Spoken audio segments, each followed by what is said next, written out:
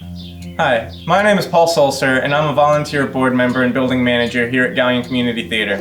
In May, I described what goes into executing a scene change during our productions, including backstage crew coordination, tools of the trade, etc. Today, I'm going to share with you exactly what goes into building a set for our productions.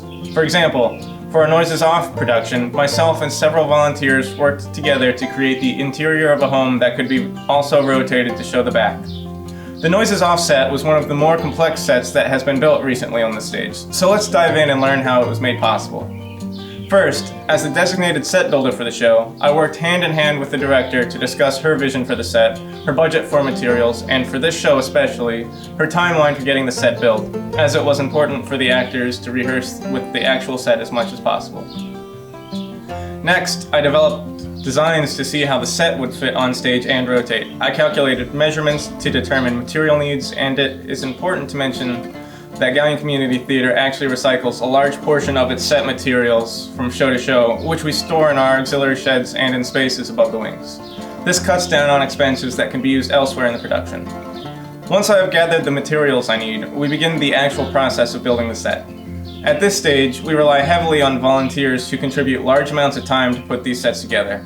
Noises Off was no exception. It was a beast to put together. We had multiple staircases, several doors, and windows which were all part of the facade that had to be rotated in order to show off the backside for Act 2 and then the front again for Act 3. Even once the set is built, often the director may request certain changes in order to fulfill their vision. For Noises Off, that meant switching a few doors here and there now and again. And then, when the set is ready, we add paint, furniture, and all the little details that go into making a good set a great set.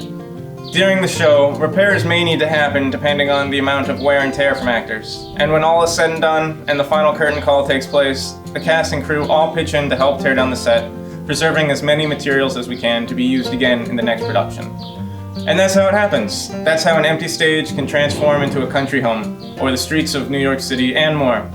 If you are interested in learning how you can become more involved at Galion Community Theater as a volunteer, or how you can donate materials for productions, please visit our website and contact our organization. We rely on generous community members like you to bring our shows to life.